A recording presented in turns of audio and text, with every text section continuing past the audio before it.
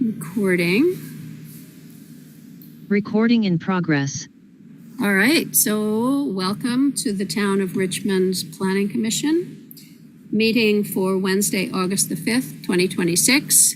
It looks like we do have a quorum of our members here, Mark Fausel, Chelsea Brooks, and myself, so we can open the meeting.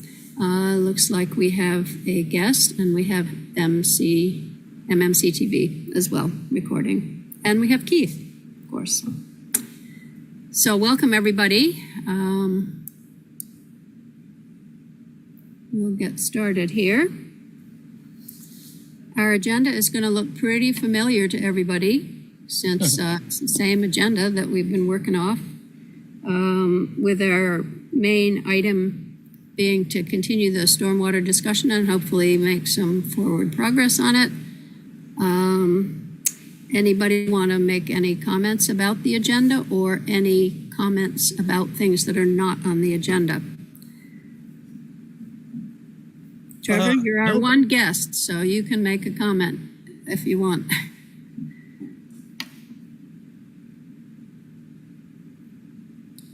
Just a clarification, my last name is pronounced like the dinosaur bones. Fossil. Fossil, yeah. Okay. Not fossil. Okay, great. That's good to know, and that's how the transcription records it, as fossil. F-O-S-S-I. You could probably leave it like that. I really should change my name and just, it just causes confusion and mispronunciation when people read. Well, thank you for correcting it. You should see what they do with my name, Mark. Osborne? A lot of that, yes. I'm sorry. Where's the S? Where's the S in Osborne? There is none. It's actually a place name in Southampton in England. It's a village there, the village of Osborne. Very nice. All right, so I am not hearing any other changes to the agenda or public comment, so we will proceed with the published agenda. Moving on. Our agenda suggests that we review the minutes of our July 15th meeting. Are there any corrections or additions or changes that people want to make to those minutes? Look good. Okay. Not hearing any other comments or corrections, we will accept those minutes into the record as written. Okay, so moving on to number 4, we're continuing our stormwater discussion about the regulations. And at our last meeting, we focused a lot on the question of the matrix, which is only one part, one little piece of these regulations, which is who has to have a professionally designed plan. There were some other pieces in that document. Keith submitted the documents, the Brooks document, to the DRB to get their comments, and you saw the comments that were submitted back in the package.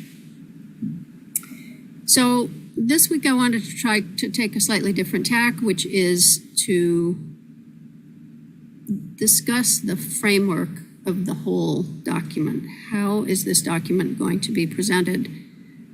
And I want, partially based on the comments of the DRB, to make it as short a learning curve for the people who are going to administrate this, the zoning administrator, the DRB, Keith, planning department, applicants, make it as much like the previous one as possible.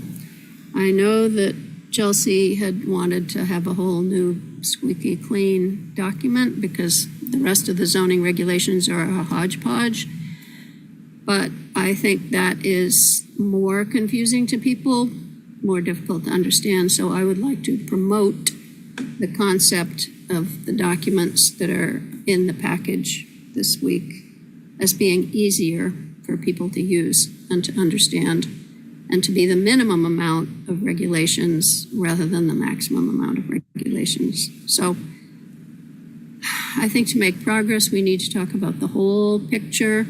And so that's what I would like to do today, and to look at the documents that that I have put together. We could look at the memo, maybe to start with, because it explains what I've done to put these documents together. Mostly I looked at the minutes from our last meeting, the comments that were made, the strategies that were proposed, and also the comments from the DRB to a certain extent, and the original proposals that I made. So, talking about the framework, how are these regulations going to be accomplished? And my point number one in the memo is that we're going to use Section 5 of the zoning regulations, and then the subdivision regulations, which should really be part of the zoning regulations, but they aren't. They're a separate document. So I'm hoping that we can all agree that this is how we're going to utilize these. They're going to be through the permitting structure that already exists. So the regulations are a little jumbled, but I think if we can just add a few of these regulations in, that we will have a better chance of achieving our goal. And, you know, the reason that I'm thinking about the DRB's comments, no matter what you think about them, is that we're not going to be able to get the select board to agree to anything that the DRB is opposed to.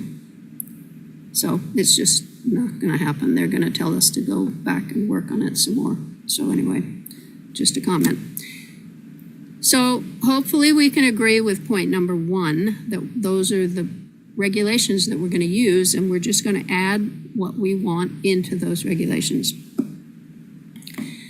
Secondly, the matrix to me seems really daunting for applicants, and the DRB comments seem to think it was difficult.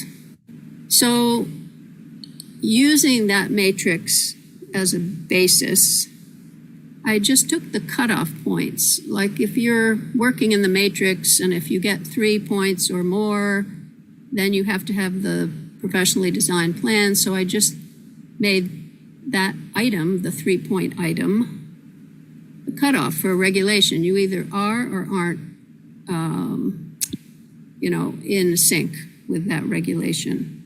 So that there's just a smaller number of regulations and nothing that the applicant has to do except say that he or she either does or doesn't meet that regulation. So it's not as nuanced, it's more straightforward. It may not capture everything, but I think it's too ambitious to try to capture everything. I think we should try to make it simple. All right, so that's the second point there. Going to the third point down. So looking at Mark's comments about his 4-step procedure, this is also designed to, essentially simplify the matrix question by having these different levels. So under some number feet of disturbance, whether you want it to be 600 or 400 or 1,000, there are no regulations. So this, I think, is politically useful because we can say that below a certain size, you don't have to worry about this. It's, below a small size. Now, that's not going to capture every single situation, but in general, I think it's going to allow people to do things even smaller than they might have wanted to and not be burdened with thinking about these regulations. That's a suggestion for step number 1. This is based on Mark's formulation. Then there's a level of disturbance where the applicant can design their own plan. Up to a certain level of disturbance, the regulations do apply, but the applicant can design their own plan. And likewise, up to a certain size of impervious surface created with the no slope criteria, the applicant can design a plan for stormwater management. And then I put in 2 drainage issues that I tried to take out of the matrix, to lift out of the matrix, to simplify them. So that's the second level of complexity for applicants, is you can design your own plan between the 600 and this other, whatever number you want.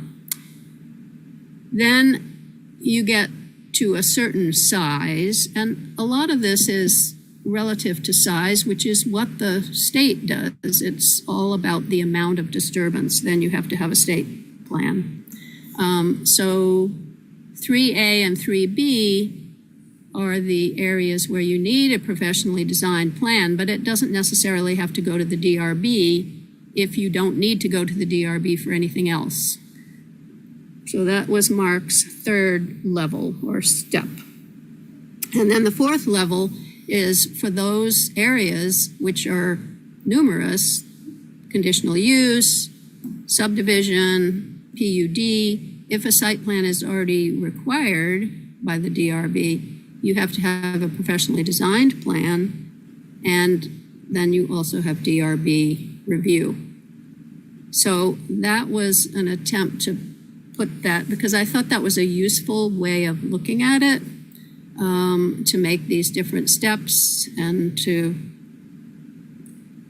allow for less complications or more complications.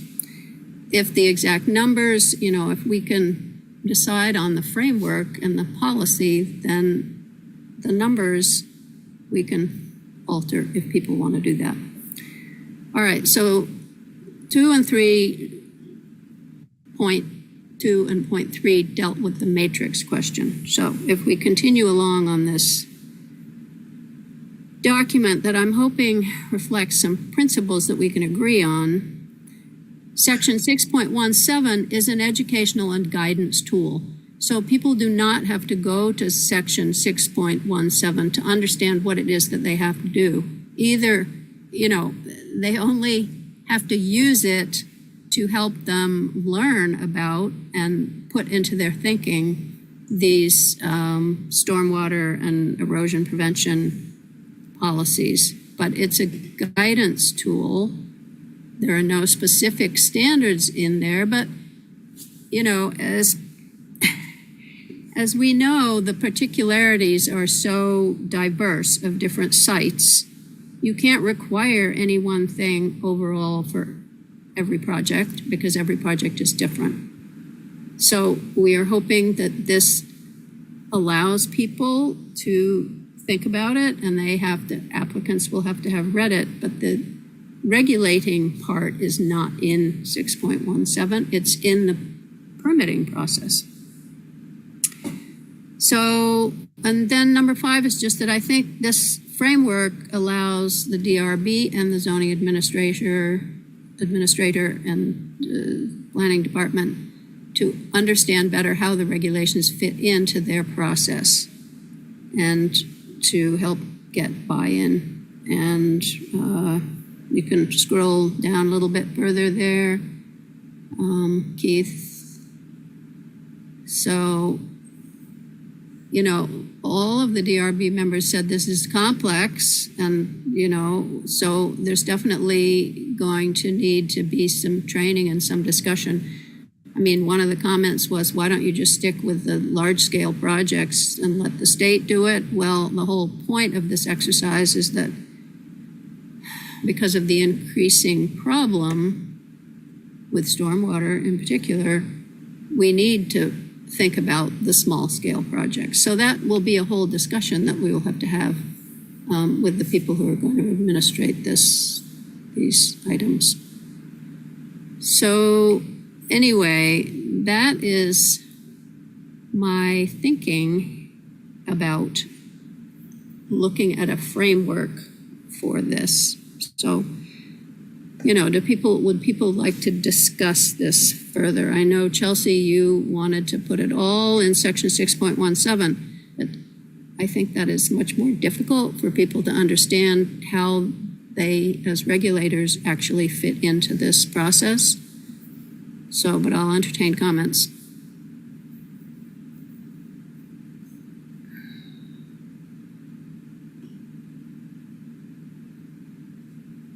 What, I guess I don't know what you mean by for people to understand how they fit into it. Well, the regulators have to know how they fit into it. The zoning administrator, what does he have to do?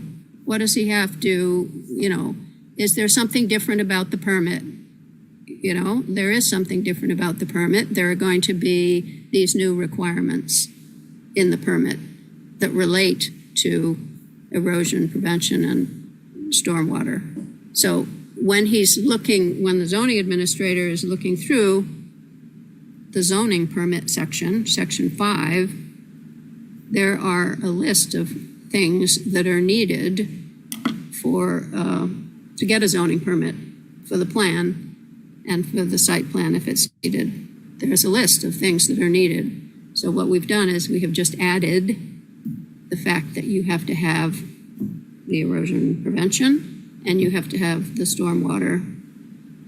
You have to have considered the stormwater question. And some of these things are already done in internal policies. Keith will confirm that he and Dante already ask people who are looking for a zoning permit to provide this information. It's like the permit navigator question. Well, it wasn't actually required in the permitting document, but it is an internal policy. One of the things that we hit upon in the town plan for reforming the regulatory process is to take internal policies and put them into the regulations so people know about them, so that you don't come into the zoning office and all of a sudden they're talking about erosion and stormwater.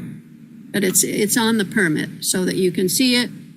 The administrators look at all the requirements that you are to provide in order to get a zoning permit, and erosion and stormwater show up there.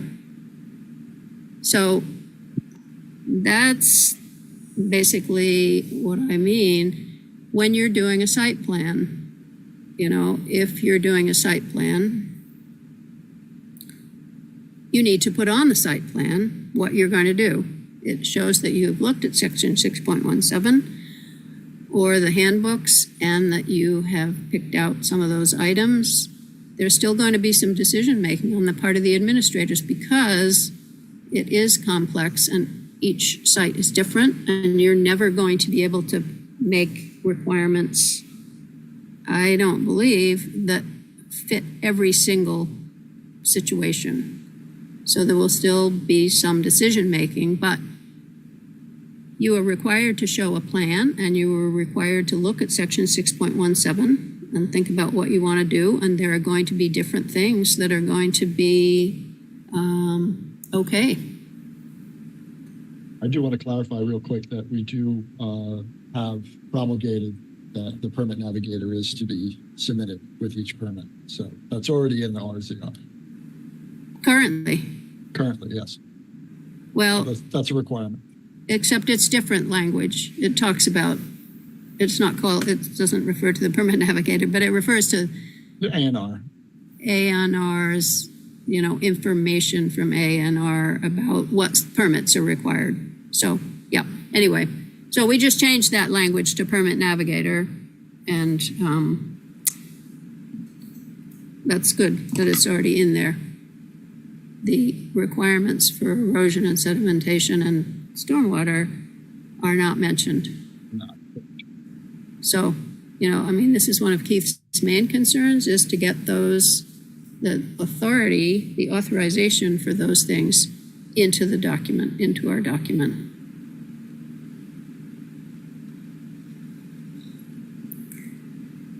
So, we can look at the documents, go through them to see how little has actually changed, which I think is helpful for the administrators, but what has changed. So if we want to look at, for instance, section 5, this is the permitting section. This is where they will go to, people will go to. And applicants will go, with the help of staff, will go to see what is required for a zoning permit. If they're new, if they've already done this, they will see that much of the language is the same. So what's in black is all the stuff that's already there, is written in there. And we can go down to what I am recommending, and we seem to be talking about being recommended, in addition to what is there. Okay, so all the stuff in the beginning of that permitting section is the same. We are now talking about what you need to have in a zoning permit application. So this material is already there. It's already there. People are already used to it. I didn't see anything wrong with it. Keep going.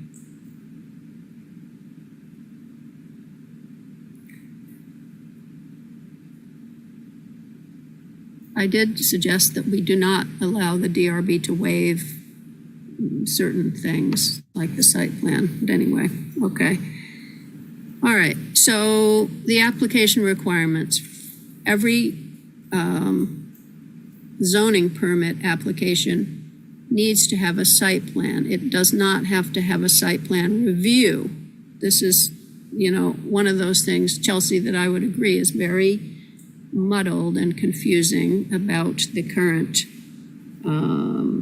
zoning ordinance, but it is based on the statutory language about site plan review, which is a thing. I don't know, I think maybe you were okay with that anyway. I thought it was unfortunate that the site plan and a site plan review are not, have to be two completely different things. Anyway, everybody has to have a drawing, a sketch, whatever. And these are all the things that are already required in it. Location,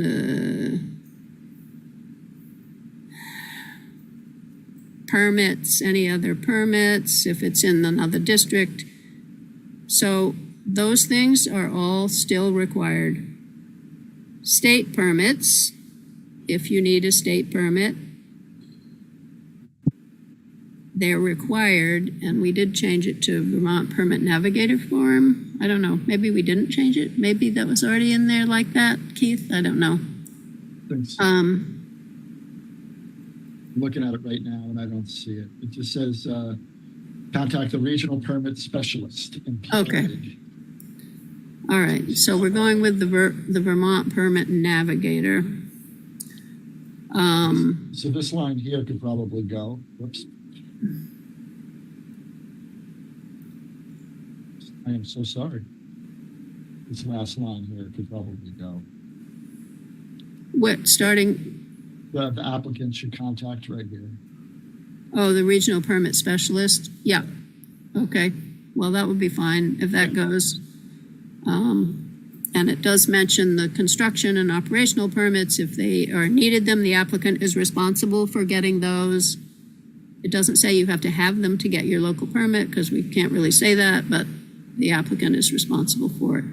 Building energy standards was already in there. That was a new thing that was added a few years ago, or a number of years ago, that you had to have your RBs or your CBs. That was put into the legislation about zoning. So that, we left all that in there, and then added the stormwater and erosion control features. So this is something that we're now telling the zoning administrator that they have to look for, and our permit forms will have to reflect that this is on there. And you can have a description or a portrayal of the erosion prevention and sediment control guidelines. And this reflects that principle that I went over in the first document. Once again, the numbers may not be the numbers we want, but I sort of took them off the matrix. You have to have a plan if you're over the minimum, where you don't need to have a plan. And if you're in the middle section, the middle levels or steps, it has to be professionally designed. If you're in there, if you are, and if we go down for the stormwater, I don't know why this is not showing up in red in this document. Anyway, because these are things that we added. This also says that for stormwater, the plan has to be professionally designed if the new impervious is such and such, or if new runoff is proposed to drain onto a neighboring property, or if new runoff is proposed to drain onto public or private infrastructure which might be inadequate. So those particular statements we could work on and massage them, as long as we're okay with using that 4-level format, where over a certain point, then you have to have a professionally designed plan. All right, then for permits requiring DRB review, that just is telling it's reminding the zoning administrator which kinds of applications are going to require DRB review. More importantly, it's telling the applicant also what is. And that's the main focus, because most of these changes are going to be associated with permits only. Not a lot to the DRB, obviously, if you hit the triggers that you do. But most of this stuff is the everyday work that we do. Yeah. So this is like level 4. Right. Yeah. These are all the things that require DRB review. And, in the subdivision, it's not called a site plan, but it's like a site plan. I kind of worried about that because it's called a plat in the subdivision. The subdivision plat is like the site plan review. So hopefully people aren't mixed up about that. Anyway, all right, so that's all. Those are all of the things that are required. All that we've added into that section, basically. The main thing that we've added is that you're required to show in your application a plan or a picture display how you're going to meet the erosion and stormwater. So to me, that's pretty straightforward for the applicant and for the administrator that this has been added to the list of things that you have to have for your zoning permit application.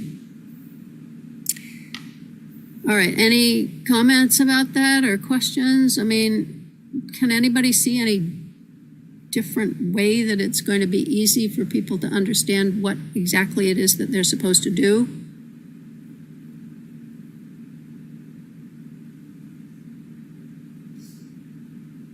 All right, so let's move on. We can go through the rest of this section 5, carry on. Most of this language is already in here. That's correct.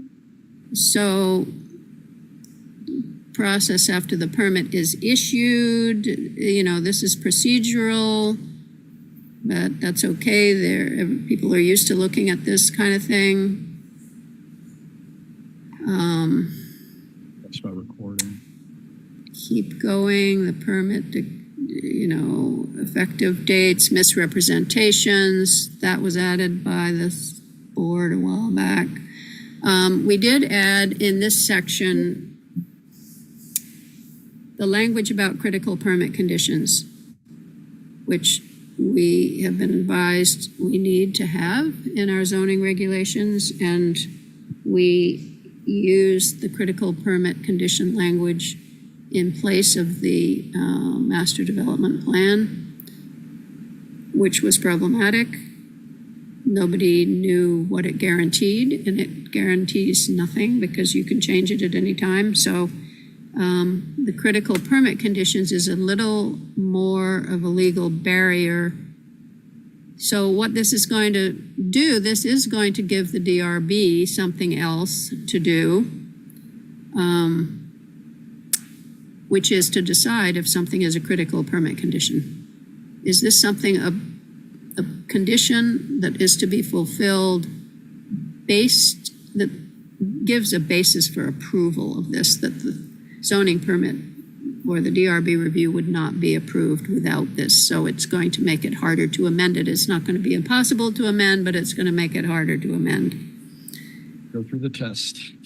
Yeah, and we're going to have the lawyer come and talk to us and the DRB about that at some point in time.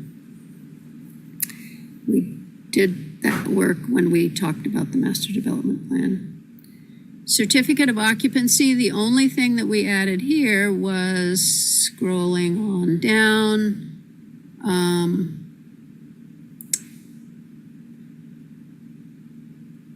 Let's see, go back Did up. you change any?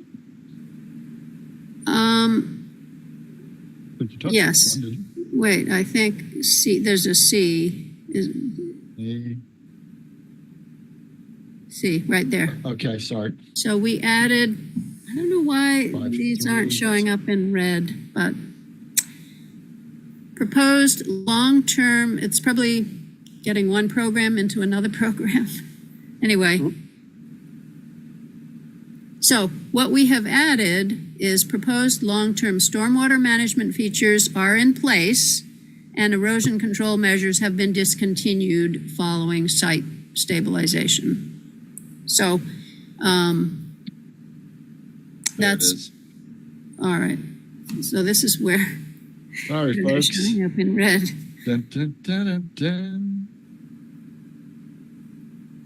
And hopefully that is the copy in red, which is in the meeting materials, right, Keith? Yeah, it is. All I had to do, I had to hit the edit. Oh, okay. That's all that was. So this is where we were before. Okay. So certificate of occupancy. Oh, that's far more valuable. Yeah. Yeah, just ensure that you hit edit. I just want to Yeah, the start edit over button. and see that with the highlights. Okay. Well, they're there It's not in, a document either. How do I do that? in the documents. You'd have to download it, Mark, most likely. Okay, so the one I've opened up in Word on my server isn't editable like that. It should be. You should be able to edit. Oh Jesus, it wants me to sign in.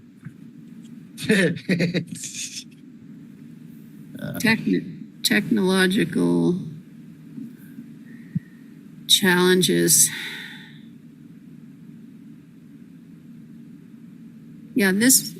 Oh, this is so much better to read now. It was impossible to follow along with what was Right.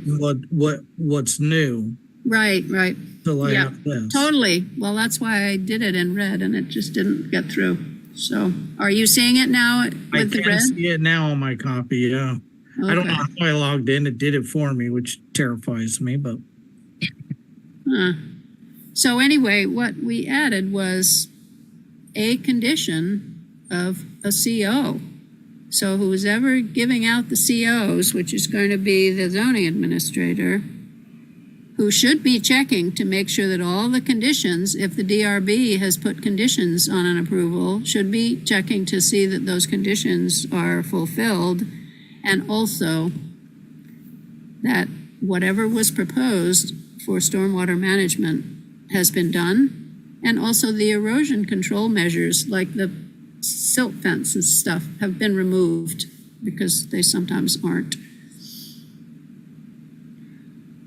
So that was added there.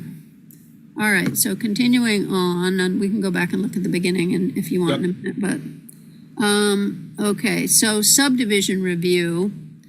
So this was a place where we also and this you will see in the subdivision, the Richmond subdivision regulations, when we look at that, Its subdivision review is mentioned in section 5, but it says you have to go to the subdivision regulations section. So we talked about, and Keith was a big promoter of having a minor and a major subdivision category. And the difference is that a minor subdivision, which is the division of one lot into 2 or 3 lots on existing streets, does not require the full 3-step review by DRB procedure.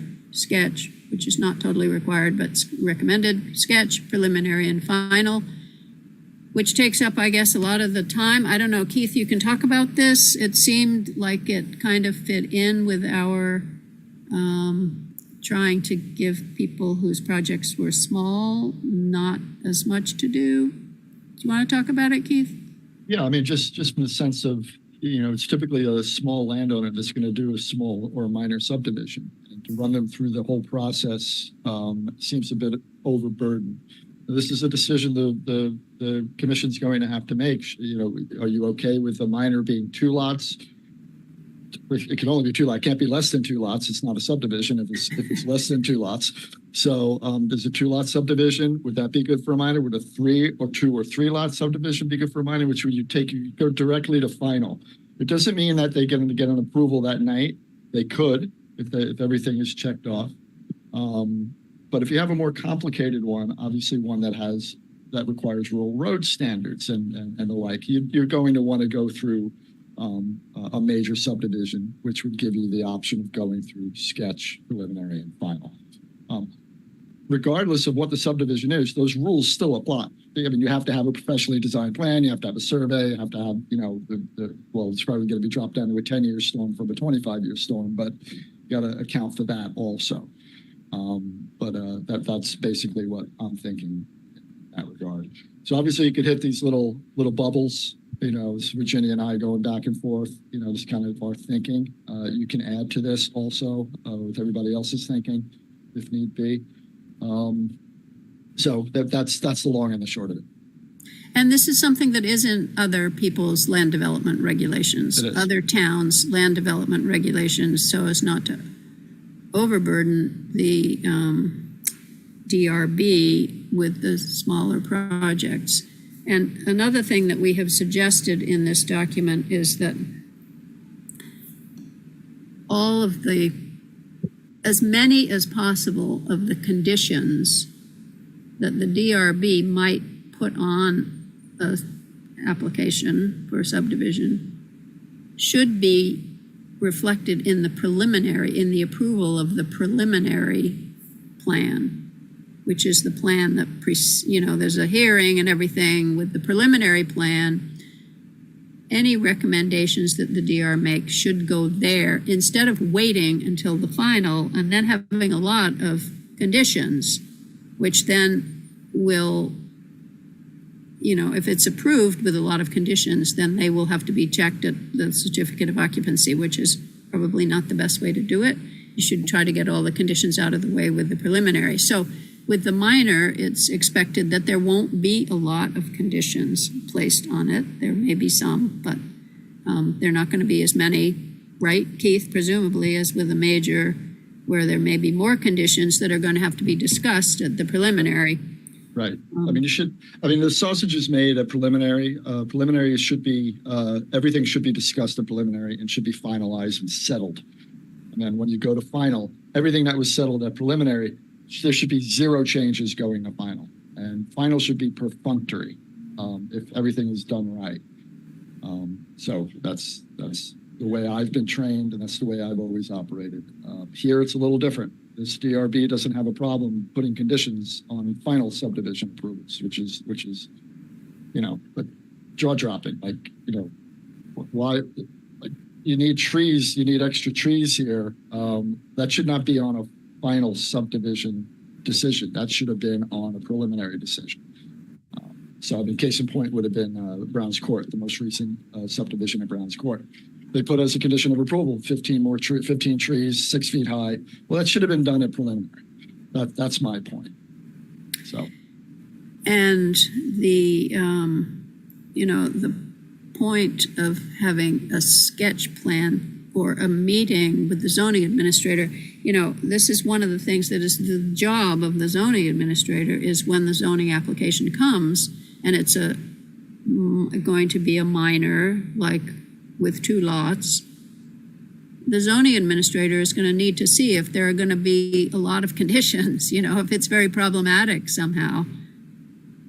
So he's going to have to work with the developer, but it will free up the DRB to just do the final. But the zoning administrator is going to have to be the one who's going to work on if there looks like there are going to be a lot of conditions. The history of these kinds of things is that the minors with the small number of new lots are not going to have a lot of conditions. But they will need a site plan. A professionally engineered site plan? Is yeah, that what you're thinking? it would have to follow the rules of the subdivision regulations, which require, everything is pointed out. Actually, the subdivision regulations are pretty easy to administer. From the point of view of getting a complete application. But it has to be prepared professionally. yeah, Well- typically, yeah. Currently, the way it's worded is that the DRB can waive any condition that they don't think is necessary.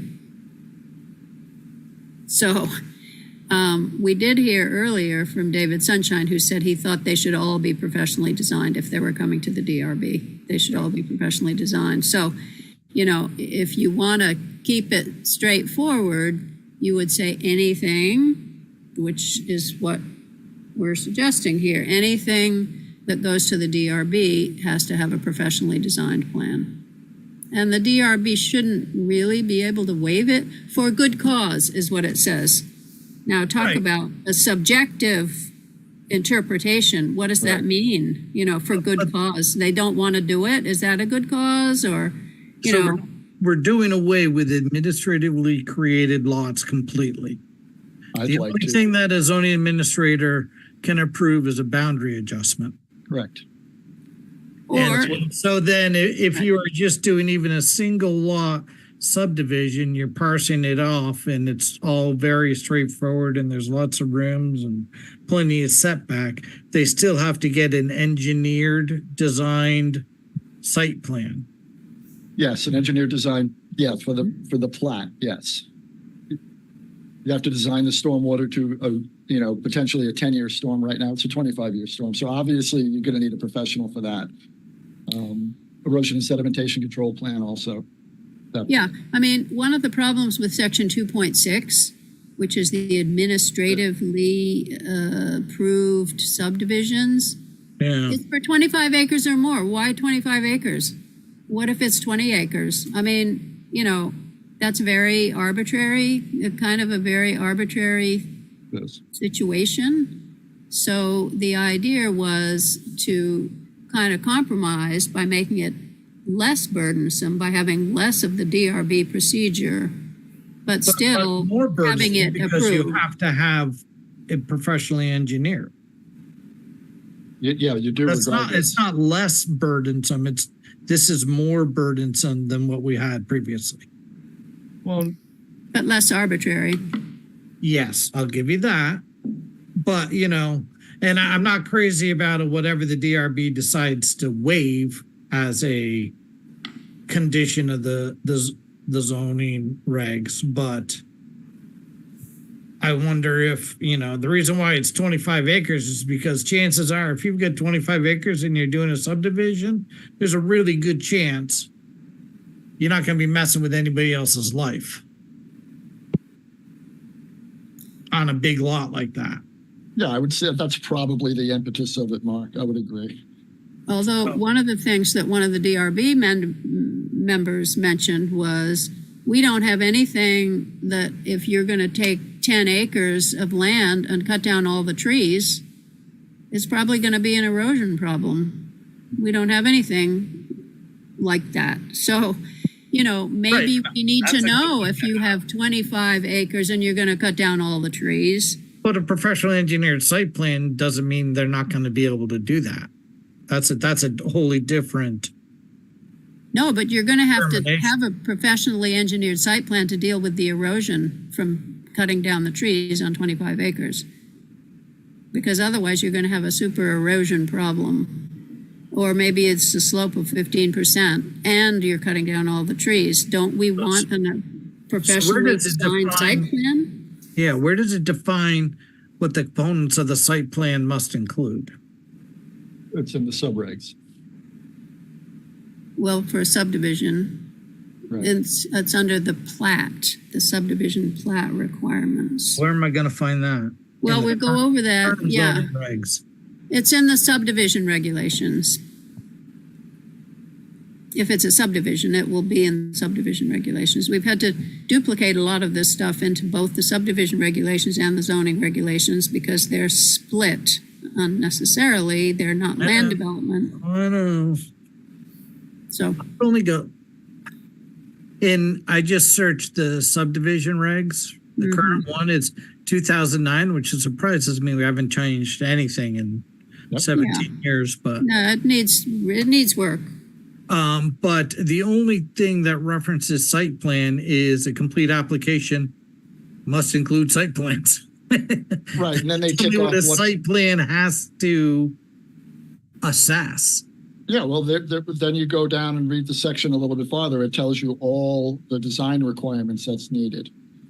So we're going to look at the subdivision regulations after we get through with this part here, which doesn't really deal with the subdivision regulations, except that they're mentioned in the zoning that you have to go to the subdivision regulations. And what I'm saying is that in the subdivision regulations, when I search for site plan, I only get one reference, and that it must exist and Right. be submitted, but it does not define what the site plan is.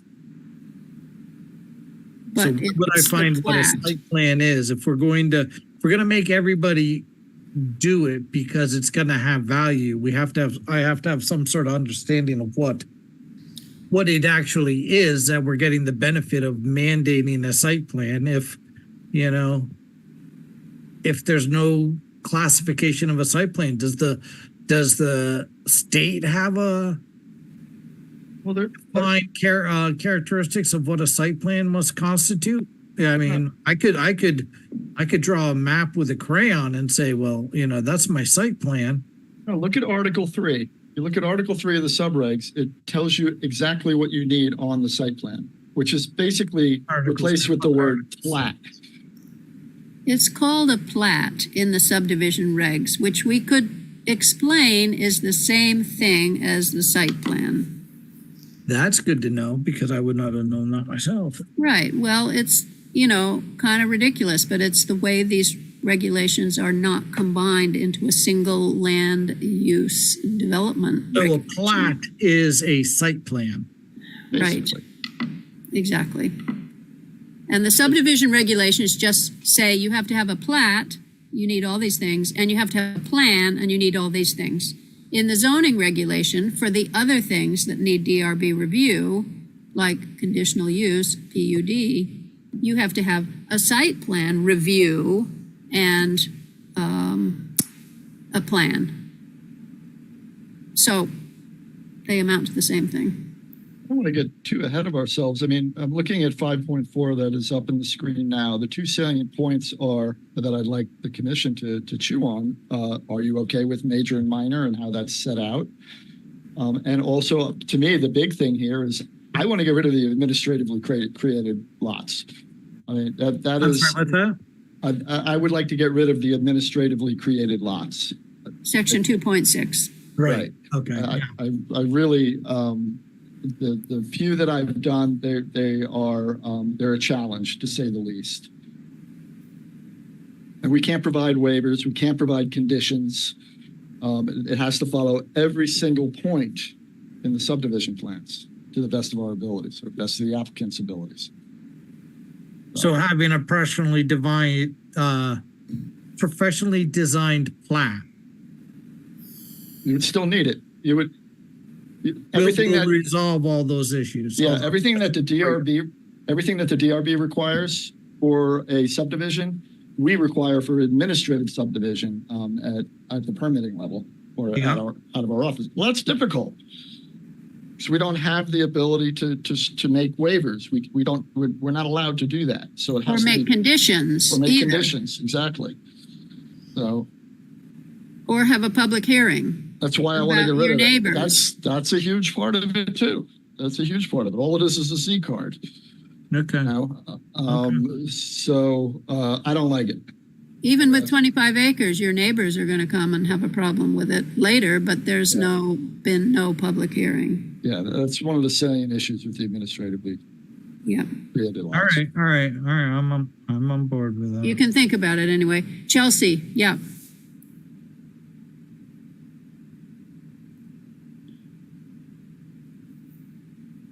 Hey, sorry, had to make my screen bigger in order to unmute. I guess my only comment on this one is that I don't sort of, without reviewing other towns' regs and how major and minor compare to each other, I don't particularly see a whole lot of value in having a difference, quite frankly, is where I'm currently at. Either way, you still need the professionally designed plans. You essentially need all the same application materials. The only difference we're proposing is that with less lots, you don't have to do preliminary and final. But like, if you have watched our DRB in any recent years, you know they frequently combine preliminary and final in the same hearing. I So, wouldn't say frequently, but yeah, I mean, they have done it in the past, yes. so I mean, I guess like that ability is there.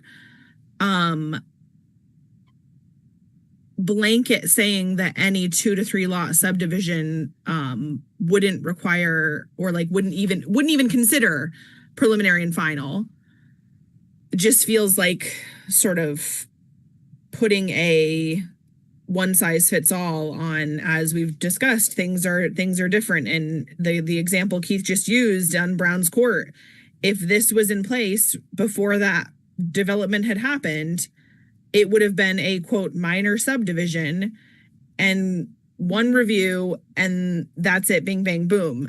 And it took the DRB hearing from community members and whatnot to actually appropriately analyze and process that application. I guess it also doesn't give the opportunity for feedback on like waiver requests, because that, like, every single subdivision application before the DRB that night, and I think there was 3, there was waiver requests. And so if it's a minor subdivision and it's all meant to be heard in that one night, it doesn't give a whole lot of time to chew on these various waiver requests. So that's just kind of, like I said, that's my initial feedback there. So are we saying that the minor is they require site plans, but they only have one DRB hearing? Yeah, that's potentially. I'm sorry to step on you there, Chelsea. I think that's what's currently, like, that's how this is currently sort of pitched. Yeah, I would say that would be a potential. It doesn't mean that would be the rule. You know, if the DRB is not satisfied at for a minor subdivision, and all the boxes aren't checked, they would continue it. Or based on past precedents, they put 3,000 conditions on it. So a minor would have no waivers. No, I think it could still have waivers. It would still follow the same rules as the subdivision requirements are laid out right now. The only thing that it does is it eliminates the need, as Chelsea said correctly, that you don't need preliminary, or you could go straight to final. But you still have to follow all the regulations and all that. And that's typically a lot easier with a 2-lot subdivision than it is with a 7-lot subdivision. That's really it. I'm not overly hung up on it, to be honest with you. No, I'm not either. That's fine. But what I am hung up on is I want to get rid of administrative subdivisions. So I hear you, and I respect that. I'm supporting you on that. I was a little antsy about it at first, but I can see the reasoning behind it. Mm-hmm. So, And yeah. if there's only one hearing, the final hearing, it could be continued. Right. You know, if there are some issues that need to be discussed, they could continue the hearing. So that would mean that it would be like a preliminary and a final. It would just be a continued final. So, But, I think there's a lot to say about having the two parts, just in the sense that you have more bites at the apple and the public has more of a chance, especially, the neighbors. Has more of a chance to discuss it. I mean, there's no doubt about that. I look at it from the point of view of if I was doing a subdivision as just a 2-lot subdivision, my goodness, why do I have to pay 2 application fees? I should be only just doing 1. So that I'm just trying to make it less burdensome on the applicant. How much is a application fee? It depends on how many lots. It's per lot. I think the base fee, I don't know off the top of my head, but it's not And cheap. it's per hearing? Yeah, no, there's an application fee for, I think it's $100 for sketch. If you move on to preliminary, you get a credit, that $100 credit. And I can't remember, it's like $350 and then $50 per lot, something along those lines. But it's only at preliminary. If you have 5 separate meetings, it's not a fee for each meeting. It's just for the application. So right now it's Okay. Yeah, it's preliminary and final. They're 2 separate applications. And 2 separate application fees also. Oh, so primary and final are 2 Separate. separate $350 hits. Right. So you're whatever it just saying for the minor ones, it'd be possible even with multiple hearings potentially or multiple meetings, it would be possible to have just one $350 hit.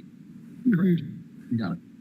Okay. All right. Got that. So anyway, people could think about this. Do we want to do this strategy? This is not directly related to our erosion and stormwater, but while we're doing this reformulating, do we want to do this? And do we want to have it like a minor could be just 1 to 2 or 1 to 2 or 3, depending on, you can look at other towns or whatever if you want. Maybe I have some ones, but I don't have them handy, but I could put them together and show you what other towns do with it.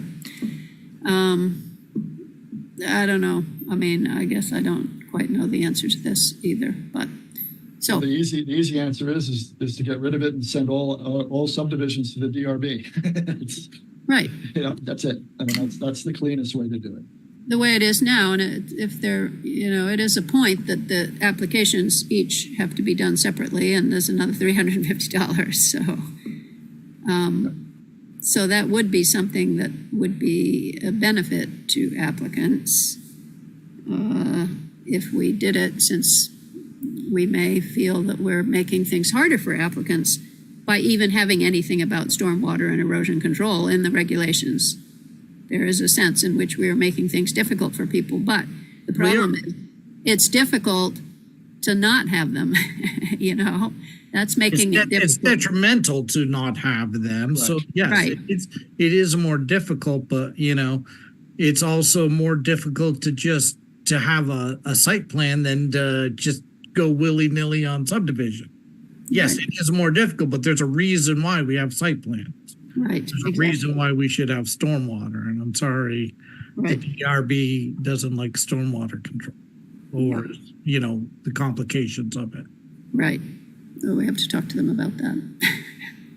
Well, I'd love to get their input on the details of it, but to simply not have stormwater management is, not an option.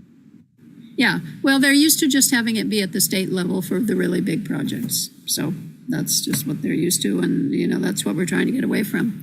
And that's what, people like Christy Witters have suggested, that we should target our regulations to the smaller projects, because you add them up and they become a big project. So. Yep.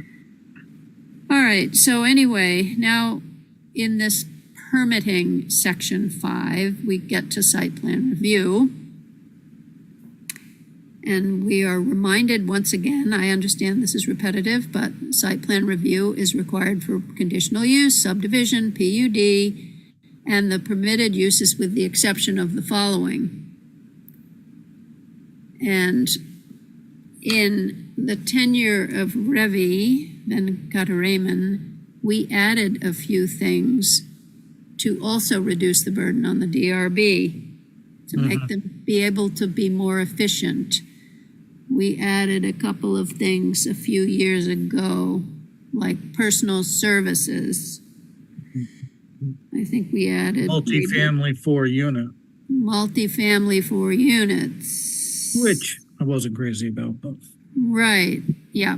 So anyway, we can alter that anytime we want. I mean, if we want to do that at this point, add more things, take things away, that's fine. These are just the permitted uses that are exempt from the site plan and from DRB review. All right, and here's where There's a we've strike through, right? Go ahead, sorry. removed unless waived by the DRB for good cause, which seemed very problematic. That's a pretty subjective statement. Yeah. What they had in mind for good cause, I don't know. If someone says it costs too much, then is that a good cause? That's a darn good cause, you darn so tooth. there's some funny comments there, Yeah. Keith. I mean, it's good for somebody, Yeah. a good cause for somebody. So, I hate eggplants. yeah, right. So anyway, I mean, that is another point that the Planning Commission will have to decide. Do we want that to just require a site plan? So anyway, I know that David Sunshine has seen many plans come through that he has not felt he could actually work with that easily, you know, but there was no requirement. If the rest of this DRB wanted it waived, then you could waive it. So anyway, Yeah, so I don't that's like. another. Yeah, I don't like just leaving it to the DRB to waive what they want. You know, if we had strict limits, Right. no exceptions, then that's fine. But just random DRB mood Right. for that night is not a decision making axiom. And it does open you up a little bit to favoritism, that kind of Yes. thing, you know. All right, so just put a star by that one as things that we have to decide yes or no. Would you happen to know how much a site plan usually costs for like a single subdivision house with no like setback issues or anything like that? What's that run to engineer the water, the sewer, the construction? Off the top of my head, I don't know. I'd have to go back about 10 years. Yeah, I'm just wondering what kind of financial burden again, which is why I'm liking the minor. If we figure out how to define it better, Yeah. having it done in one hearing, but they still have to drop a site plan. How much is the extra hearing Right. relative to, is it a $10,000-$15,000 cost to do a site plan? Right. In which case, what the hell's another $350? So it's typically engineers charged by the hour. And if you have an engineer in training, it's not as much. So they're usually $150 an hour, something like that, 125, somewhere around there. But that's been a while. And it takes maybe 10, 20 hours to put together a site plan? I don't know. Okay. At least All right, eight. I'm grasping. Yeah, I mean, and it depends how difficult it is. And we have added another reason that you might need to have a site plan, which is these conditions that we're thinking of imposing about erosion and stormwater. If you have a difficult situation, it's going to take longer, to make the site plan. Mhm. Or if you have some other constraints on your parcel, Yeah. All right. So it really depends on the individual situation, I think. I think many people have professionally designed plans anyway,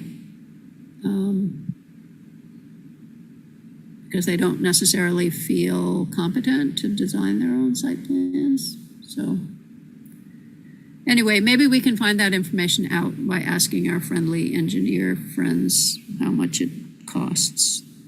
Mark, so for perspective, the Browns Court thing was recently publicly stated that it was $44,000. Really? Yeah, I'd like to see that bill. What's 350 on top of that? But anyways, okay, good to know. Thank you for that.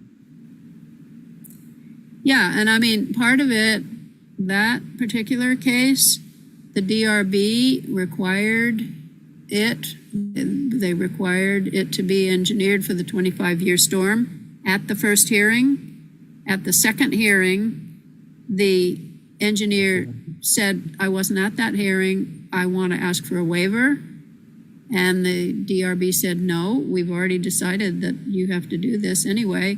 So then the engineer had to go around, go away and make up the new plan. So I'm not sure how much of that is if he had just done it the first time instead of saying he didn't want it, even though the DRB had already required it. I mean, that might have cost money too. So I don't know. There are always these wrinkles to the story that. Well, it's difficult when engineers try to play zoning administrator too. So that's always a problem and a battle that we deal with basically on a daily basis. So that's what happened in that case too.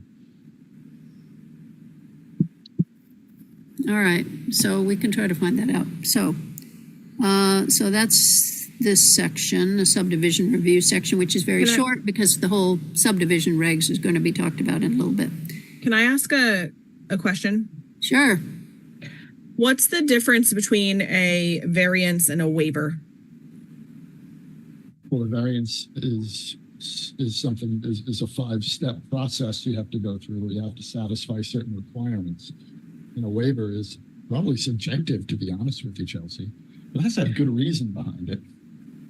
So the reason I'm bringing this up is because in the context of the stormwater stuff that we're working on, if it's in the zoning regs and there are rules, must do, shall do, all these things, there is no way to get around that without going to the DRB to request a variance. And it is very difficult per statute to get a variance. Like it can't be because it's costing me too much or all these reasons. It can't be design, absolutely. Self-inflicted. Like there's all sorts of things. So a variance is very difficult to secure. So one can presume that zoning regulations can't be subverted, at least not easily. However, folks go to the DRB and it's like waiver this, waiver that. That confuses me because if you can just like go to the DRB and get a waiver, does that supersede the fact that those same rules exist in our zoning? Like, how can the DRB willy-nilly waive something if it also lives in zoning wherein you can't get around it without a variance? Does this make sense in my line of thinking? Well, I know that the DRB is very, very reluctant to ever give waivers for that very reason. So I have heard David Sunshine, who is no longer with the DRB, say that on numerous occasions, that it's very hard to get a waiver, and he's imprinted this on new people on the DRB, that it's very hard to get a waiver because these are the rules and we don't waive them. But theoretically... Is that defined somewhere? Like, is there a definite classification of different things you can get a waiver on? Yes, it's pointed out in conditional use review, I believe. And there's some parameters that they do have some guardrails on them, but there are things that they can waive, definitely. Where would I find that? It'd be in the RZR. I'd have to dig it out myself, the exact language. And it might be in probably in the section 800 of the subdivision regs. It might be somewhere in the zoning regulations in section 8. Section 8.4, appeals and variances. If you put waiver, type in waiver in the... hearings if variance. The DRB may grant variances only if the following facts are found, that that it's not your fault, basically, and there's physical circumstances, there's no way that the property can be developed in strict conformity, that unnecessary hardship has not been created by the applicant. So that's the variance thing. Now let's see if there's waivers in here somewhere. There's also stuff on loading docks and Parking and loading. Yeah. parking spaces. They do utilize those waivers actually quite often. They did that with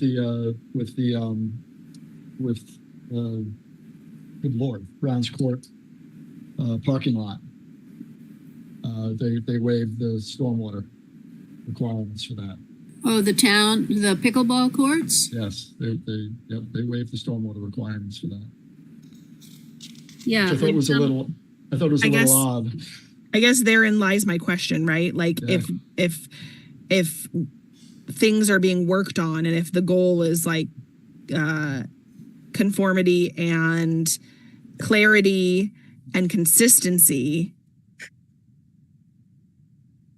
then people with enough money will simply just like go to the DRB knowing they can get around stuff. Like the town, like pickleball courts being waived from stormwater requirements and subdivision, and in regs. And what the heck was I gonna say? And then like I've seen other spots where it's like we don't really know what this means, so that's good enough type situation as far as like stormwater goes. What does it even mean to manage your stormwater? Good enough. So definitely some things to be aware of. I see most of the waivers associated with the parking regs as I put this in. And it does say in the subdivision regs, in the section 704, there is an actual waivers. No public road or public infrastructure may be waived. Anything along those. But What section is that? that's section 704 of the subregs. 704. Waivers. Yep.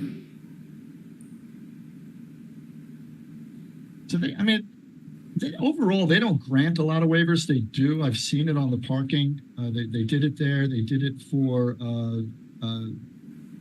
BYCC. They waived the waivers for parking lots, stormwater, which just blew me away. And the staff notes definitely reflected the need for them. Yeah. It also says in section 704, in granting waivers, the DRB shall require any conditions that will secure substantially the objectives of the requirements so waived. Well, I don't know if they do that or not, but no such waiver will be granted if it would have the effect of nullifying the intent and purpose of the act, which we're replacing with the actual. I was going to say that's your favorite word. Yeah, not the act. Any provisions of the zoning regulation, these subdivision regulations, or any other town bylaws. So, theoretically, Anything's on the table. Yeah. you shouldn't be able to get a waiver if you're going to nullify the effect of any regulation.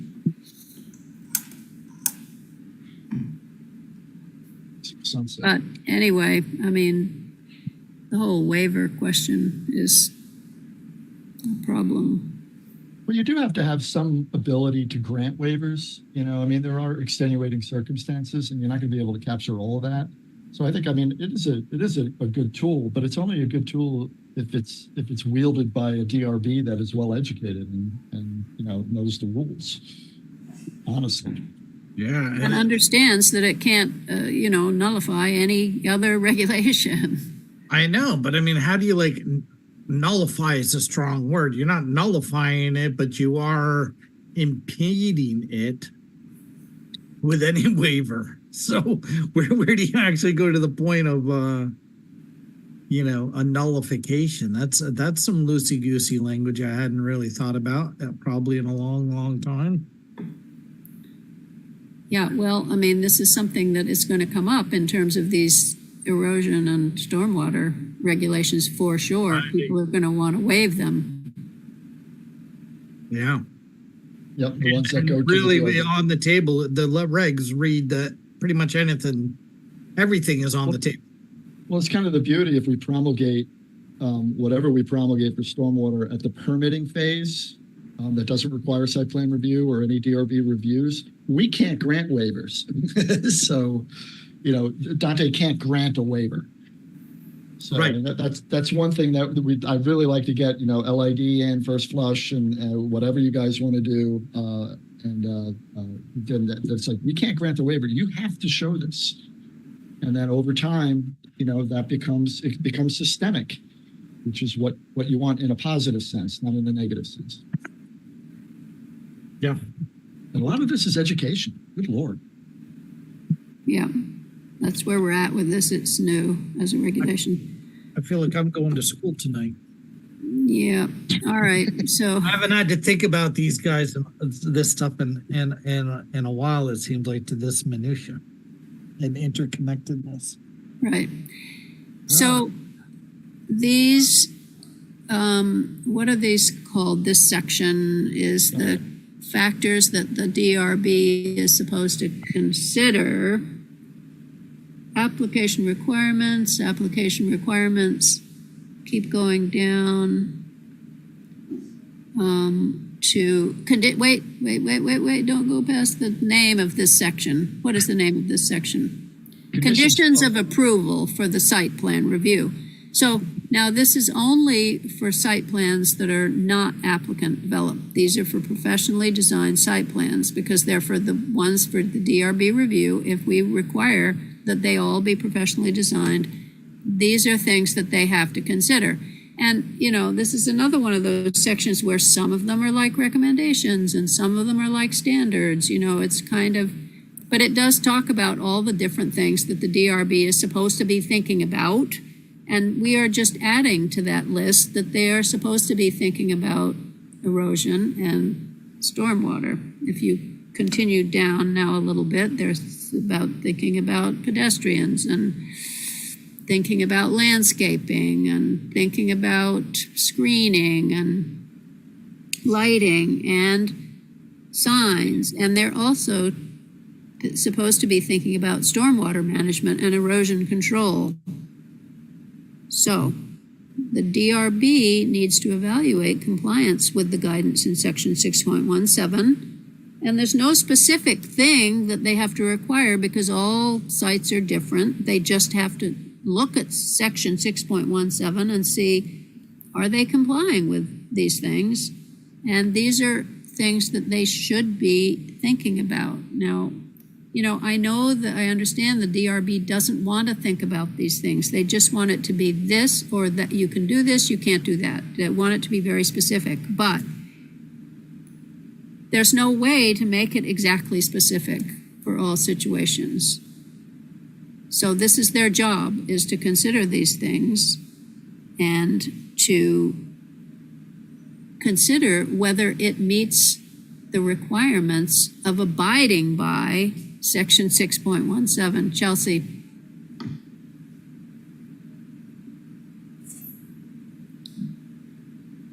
Muted. Oh, Chelsea, you're muted. Sorry. So this sort of like runs along the same line of this like discretion versus like actual things people shall do. And right now, the DRB already like creating more regs that are similar in what we have that they already struggle / fail to manage seems like we're just shooting ourselves in the foot and setting up for like stuff to still be dysfunctional. Right now, the subdivision regs say you have to design for a 25-year storm. You have to plan for existing water as well as water from surfaces created. Like it's pretty like specific and it's all drawn out. But then they like nitpick it with like, well, what does manage mean? Like, what does this mean? I don't know. Like, and so it then gets down to the point where because nothing is like laid out, cut and dry, when they are themselves as the board questioning, what does manage mean? Then just whatever anybody says, well, that means I'm putting a couple of 5-gallon buckets under my rain spout. Like, it means that anybody can just say anything is the management. And whether it's good enough or not, nobody knows. And oh well, because we don't have any clear definitions on what manage means. So stamp approved. So this is sort of like, I don't know. I feel like this, I'm just a broken record here saying the same thing of like discretion is a problem, but It's also the better part of valor, I believe. Somebody else said Also that. a problem, though. Yeah. Yeah, I see where you're coming from, Chelsea. But I mean, we're not going to be able to solve everything, that's for sure. I'm not saying we are, Yeah, I but know. you know, I'm not saying we're going to solve everything or plan or design to every single specific circumstance. Yeah. But like the way I look at it, I guess here's the way is if like you look at 10 projects, they're all going to be different. But an engineer, like, because I can have my opinions. I know a lot about this stuff, but like, let's just say somebody that's actually has a professional certification by their name says to us, like, okay, those 10 projects can be so different. However, every single one of them should have these 3 things, right? I'm not saying we have to like have every single circumstance defined, but if we don't have some shalls, then the effect is that we'll have none, right? And like potentially all that discretion means that like nothing is promulgated in such a way that like you had to have this, you don't, therefore you're busted. Like if it's all like, well, you just told me I had to do things from the guidelines and I did some of them, and even though those suck and aren't working, like I still tried. And so if all our zoning regs say is like you got to try, we're just left with nothing to, I don't know. Well, so Chelsea, let me read you the post-construction stormwater performance standards from your document. Post-construction stormwater management shall use low-impact development and site planning measures where practicable. You got that, may or may not. Then the next one says, stormwater runoff shall be slowed, spread, infiltrated, stored, reused, treated, filtered, or safely conveyed in a manner appropriate to the site. I mean, that's kind of allowing some discretion, I would say.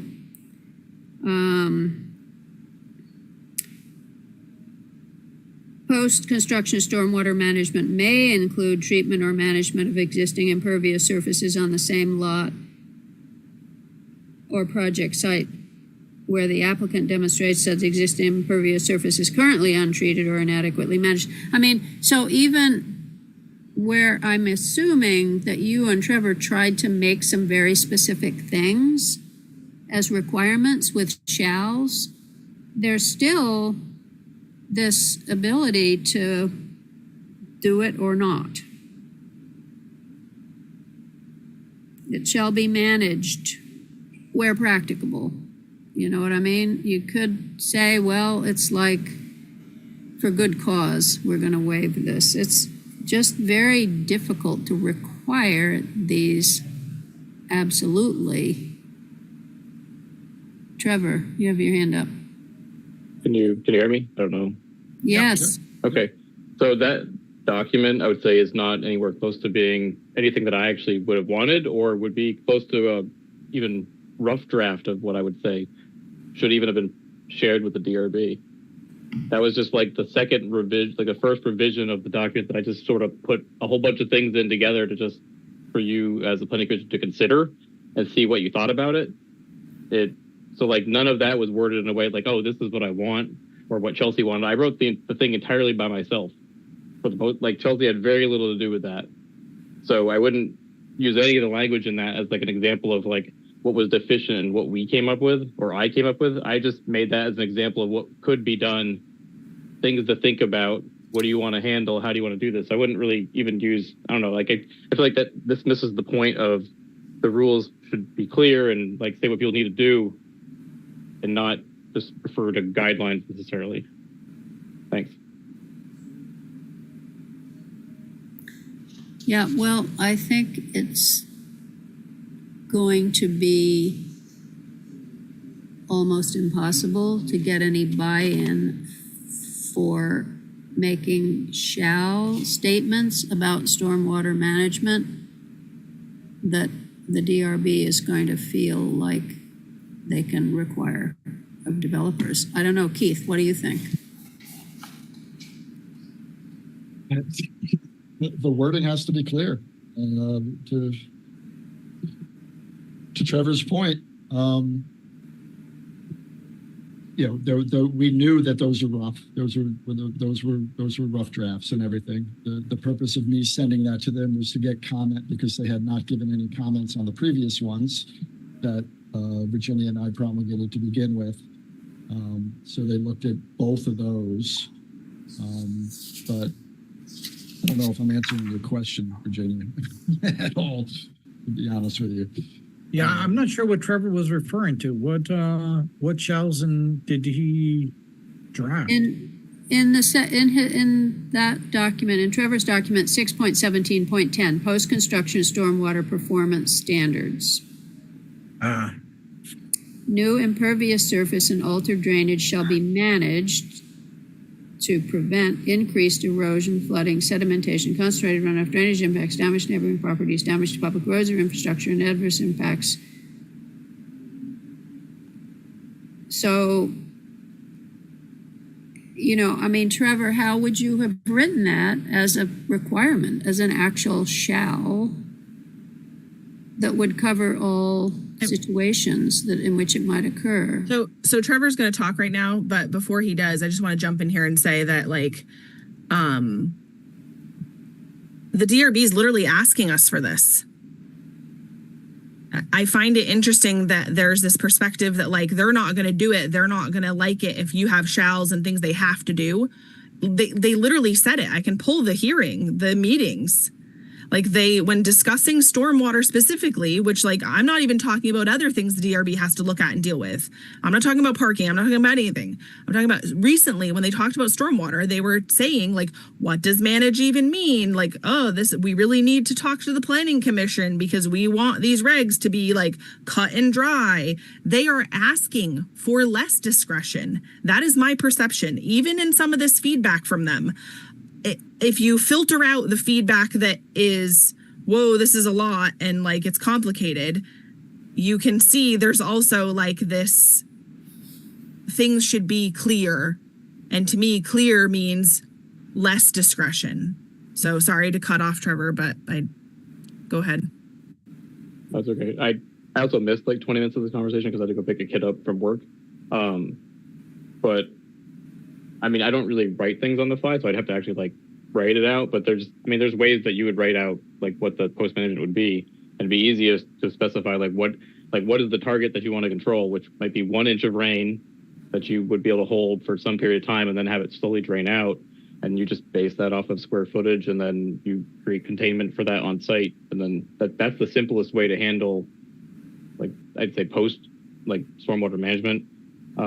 There's ways to write this very simply. I created what I did mostly because of the feedback from Mark and Chelsea. That wanted something with more complex and nuance where you could eliminate the need for more work with an engineer. And I personally don't want people to hire engineers unless they really have to. So this is not what I would have even done myself. I was just trying to make something that was roughly close to what people wanted on this end. But there's easy ways to make prescribed practices that you could do for stormwater management, where you just put the square footage in of what you're creating, and then you have a formula that's already done. You can say if it's in a range, you're I've 1,000 square feet. You look at the chart and it says you need to create this much gallons of containment, and you can provide pre-made diagrams of in-ground infiltration products. You can also make below shed structures if you make gravel underneath the shed. If you dig out 6 inches underneath the shed and fill it with clean gravel, you can make stormwater containment under your shed foundation that just holds the water and drains. And there's lots of ways, and there's other places, not in Vermont, that do this and which is more complicated than anything we have, and you'd be able to simplify it. But if there's ways to make this where you don't need an engineer on the low end of 2,000 square foot impervious, which I don't want people to have to get engineers. I'd like to make it easy where you can be like, oh, this is what I need. I just need to make this thing in the ground. It's already, there's diagrams that show what you do. You just dig a hole, put the fabric in, put the rock in, put the pipe in. It's not really that complicated. I don't know. That's the kind of stuff that I would like, is that it's simple. There's structures that already exist. There's like diagrams of how to make a rain garden pretty easily on site. Like it's not that hard. I'd also like, small projects shouldn't have to do these things. It becomes burdensome for small stuff. But I don't know. It's just, I'd have to like think about it and see like what like I would actually do on like based on what people want now. Because I mostly just wrote stuff based on what people said at the meeting is what they wanted. So anyway, probably going on too long. Thanks. Yeah, and I just want to clarify that probably, what would I say? We do 120 permits a year. And of those 120 permits, 15 of them are DRB reviewed. The rest we do in-house. So I just want to make sure that, there is a dichotomy here with what we're going to do. Trevor is 100% correct. It is not difficult to do low impact development. It's not. You have a suite of things. But my concern is you have a layperson not understanding this. And of those 120 permits that we do a year, 100 of them are done by lay people. So that's kind of my point there. So you got to understand that a lot of this is not directed towards the DRB, it's directed towards our everyday permitting processes. So Keith, how do you feel about putting in the zoning regulations diagrams and things like that and showing you how to do things so that you don't need to get an engineer?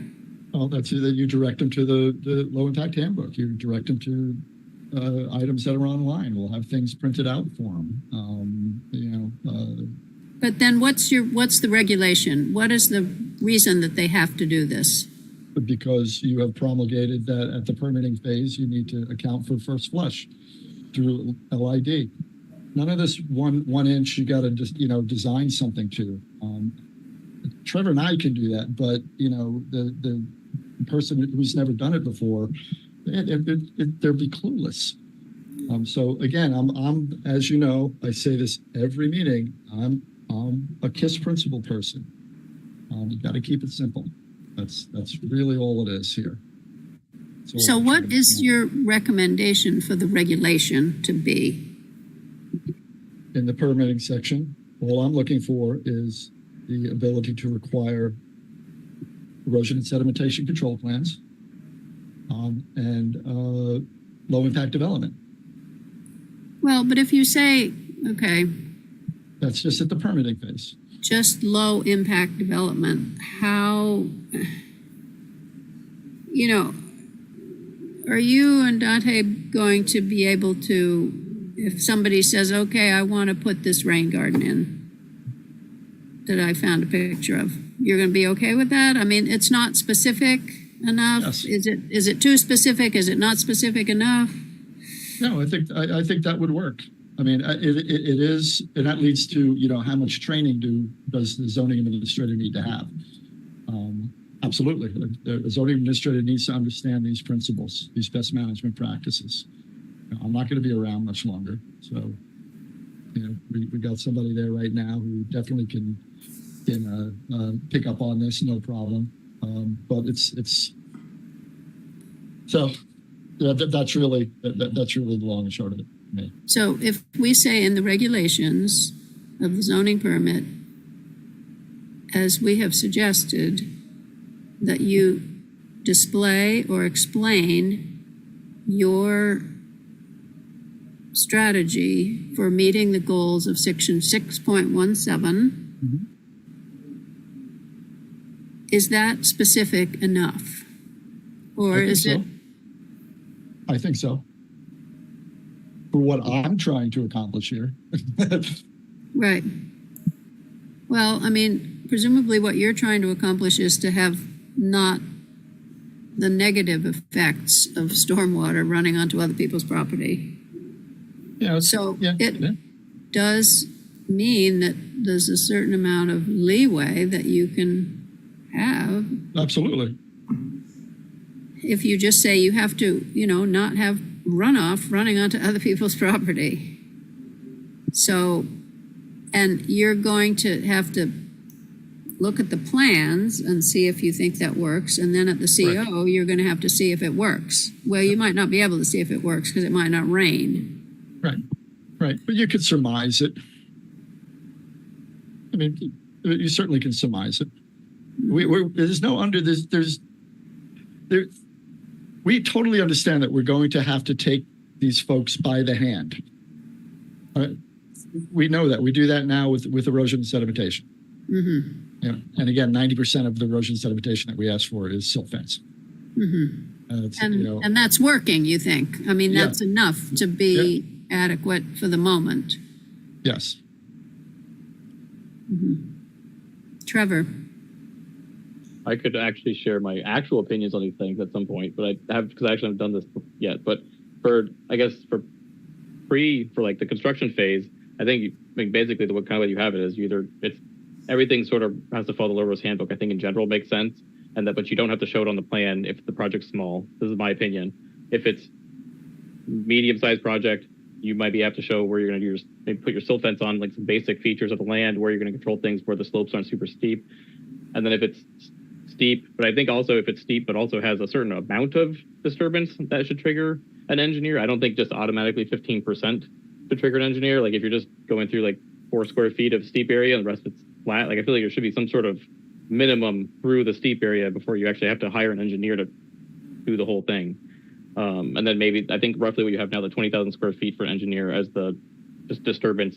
That's should you have an engineer? That's kind of what I personally think. For the post-construction stuff, there are like worksheets that other towns have in other states that are 1 or 2 pages long, where you just put in your square footage, and then they have like 3 practices from their best management practices manual, and it has a like you put in how big it's going to be, and it has a multiplier for like what kind of material it's going to be, what kind of rock it's going to be, like already in it. You just put the number in, and it already tells you off this other chart what number it needs to be. It tells you how big your rain garden, your in-ground infiltration basin that's going to drain out slowly has to be, and you just put the numbers in, and then you're done. It's fairly easy. You just have to show where it's going to be on the plan. They even have examples of what their simple site plan that doesn't have to have anything on it looks like, and then what their extra plus version of their simple site plan has that has to have a few extra features on it. Where is this going to be? How are you going to get the stormwater into it if you're running it off gutters? But it's like people have already done what we're trying to do, and so like I think we're making it somewhat more complicated than it needs to be, but we're also doing it kind of in a vague way. Which is why I want to be somewhat like, you can lay this out pretty simply so I don't want people to get engineers because it costs money and time, and engineers are fairly busy.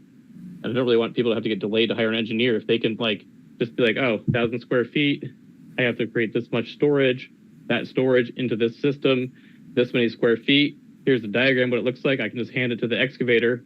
I just need to build a trench this big, put this rock in it, and it's not complicated. Like I've done similar things to this myself. It's not hard. I'm telling you, from an administrative point of view, it will be difficult. It's just, we get a lot of pushback. We get a lot of confusion. I don't understand. So I just let you know that. For you and me, Trev, I mean, yes.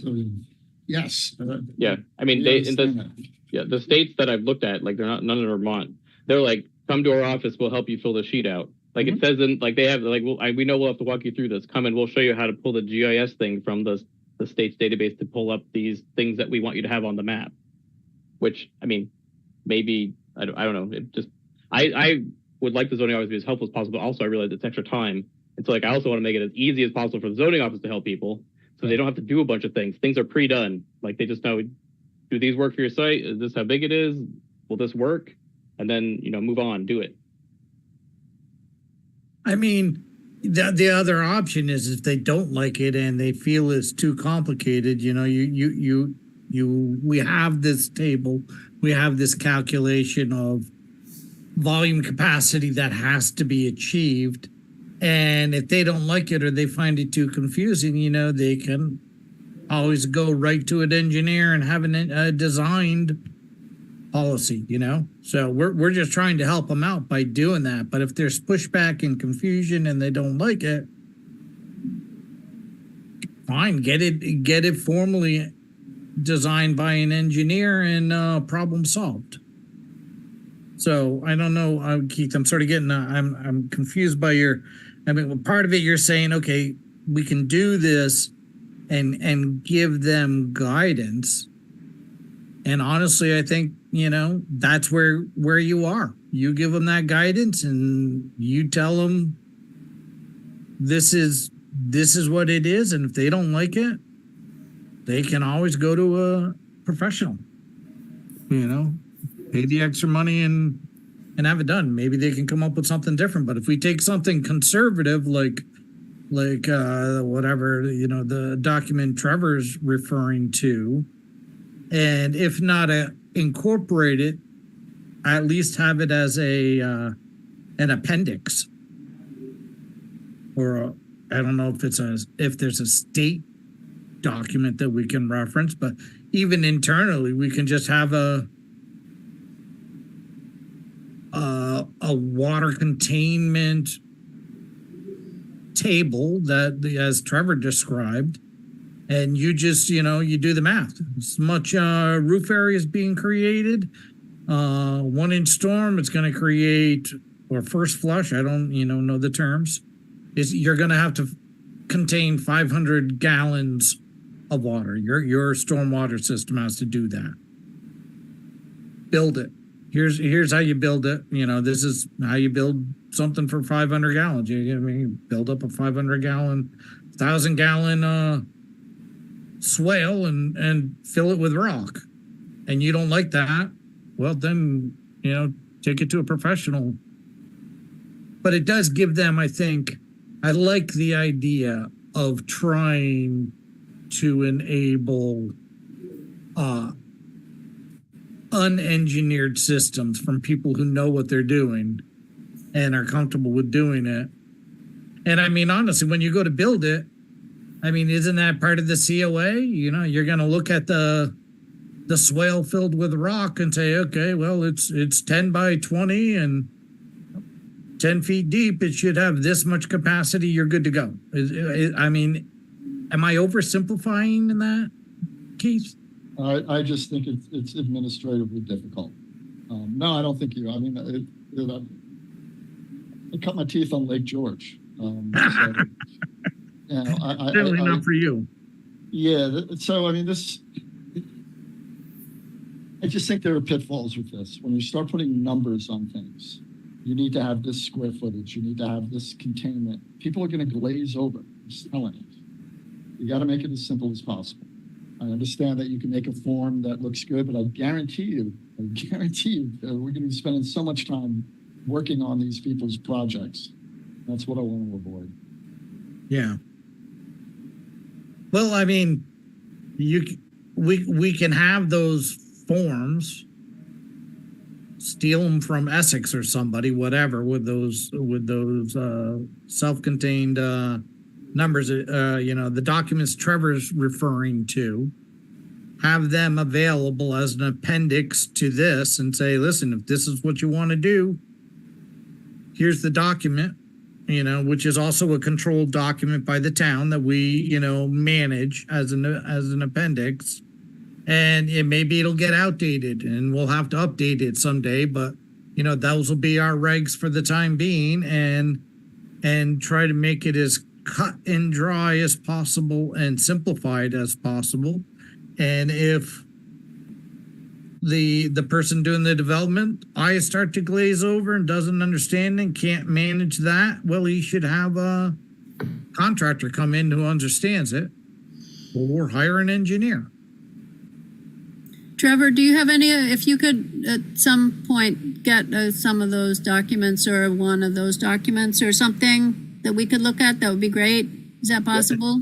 Yeah, I could send them to you. I was thinking this sort of before Chelsea goes, as like, so building codes are like, the International Residential Code is set up as like, this is a recipe book of things that you can pick that have already been predetermined to be acceptable building practices to work in certain situations. But if you want to do something that's not in the IRC, then you hire an engineer and you can be as creative as you want, which is, I'm right. trying to come up with like, because building code stuff is one of my hobbies and things that I'm sort of involved in also. And so that's how I look at this. Is like I'd like to give people the option so they don't have to go out and hire an engineer if it's complicated. If they want to manage it themselves and they can hand this to someone. I'm trying to make it as easy and not burdensome so they don't have to hire people if possible. But yeah, I can send stuff out to you. Yeah, we don't have any building code enforcement either. I know we don't. I'm just like I'm Oh. taking that as like a corollary to that, where like these are like things that you can do, already known to be good. They work. They're designed. You don't need an engineer to design this again for you. You can just build this. Just follow this recipe. Yeah. Okay. So if you want to pull something that's pretty simple and straightforward and short and isn't going to have people go wiggy with how much information is there, we could look I at would it. probably go wiggy on just something simple, but I'd have to defer to my contractor or an engineer. Right. Yeah. If I really, wait, you're asking too much, or I don't understand how this can be built. Well, then, you shouldn't be the one building it. Yeah. Right. Okay. Well, Chelsea.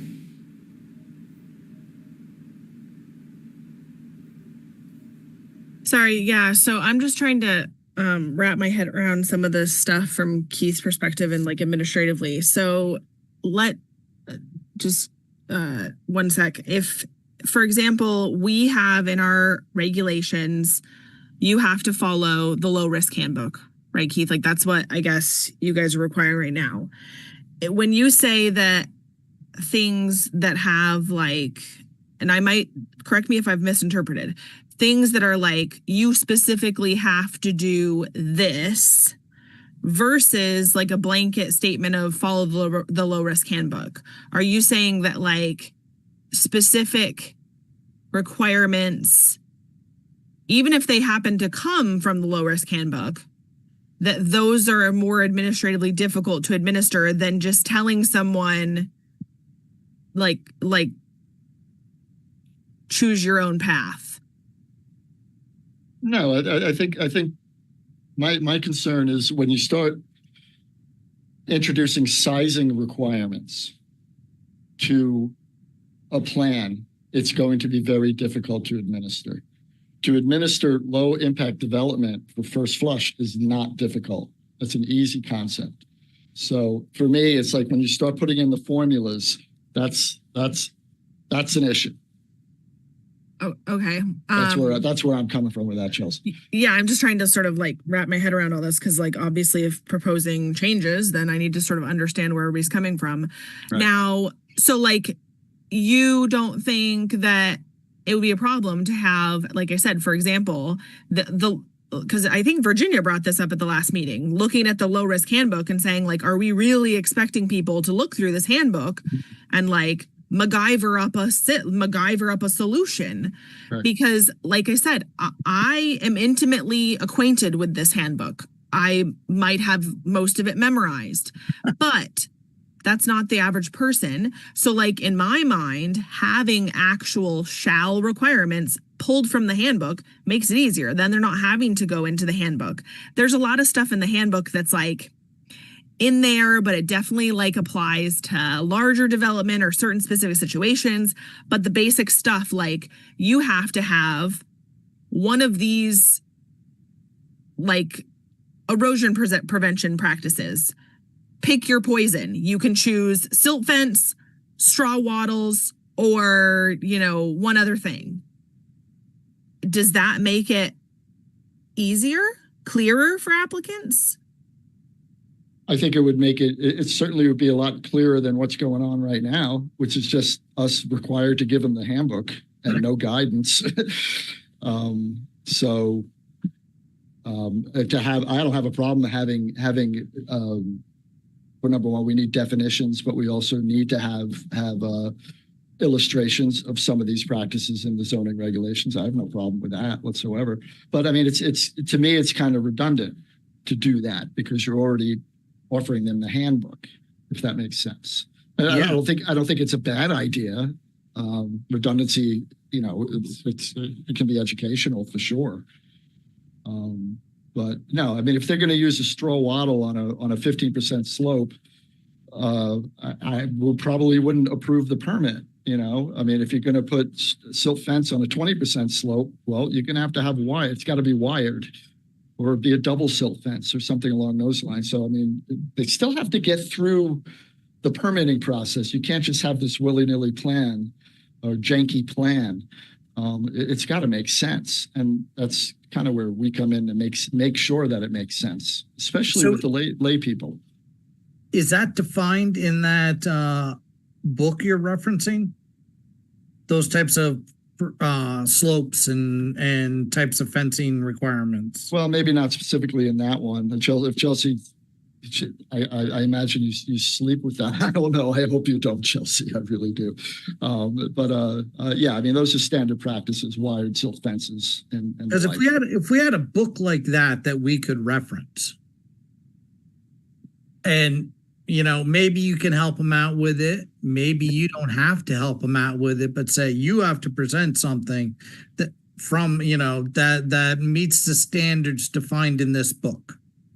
You have to install that. Whether you help them come up with that idea or not, here's the book. My son could probably read that book and be like, no problem. We can do all that. I would be probably lost. Well, it's a pretty different people. But, if I have to hire an engineer to do it, then, that's what it'll take. But we have very clear defined limits from an external document rather than embedding everything in the regs. Because then if something gets updated, you got to update the whole regs and know what parts to pull out and what parts to change. Whereas see this book, satisfy these standards, and you're moving forward. It's nuts the way it's written right now. It is absolutely, it's basically useless. All we're required to do is give them the handbook. Yeah. You gotta follow the hand. What the hell is that? So I just had as I'm sitting here trying to, right, because I'm also like, while I'm having these thoughts, I'm trying to think of how to actually articulate them. Sorry. So I guess my push for some specificity and not just saying follow the low risk handbook, and I'll try to explain, because the low risk handbook it's a slew of things. And so some of it is for sediment control, some of it is for slope stabilization, some of it is for temporary versus permanent stabilization. So the reason I'm saying that we need some specificity, and here I think this might help, is if we simply say follow the low risk handbook, and then somebody's if they're like, oh, well, that means I'm going to put up silt fence. No, are you talking about the low risk handbook? You're talking about... It's for construction. Yeah, the construction book, not the low impact development. No. But I think my same opinions carry to that. The small scale development, low risk. The low impact, the low risk handbook could be used for really any size development. Yeah. It's quite literally what engineers use to manage projects that are 30,000, 40,000 square feet of disturbance, 2 acres, 7 acres.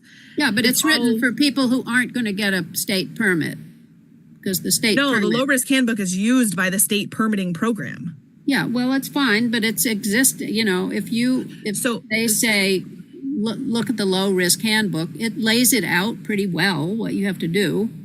Well, so here's what I'm trying to say is that if we simply say follow the low risk handbook, and they're like, oh, cool, I put up silt fence, I'm good to go.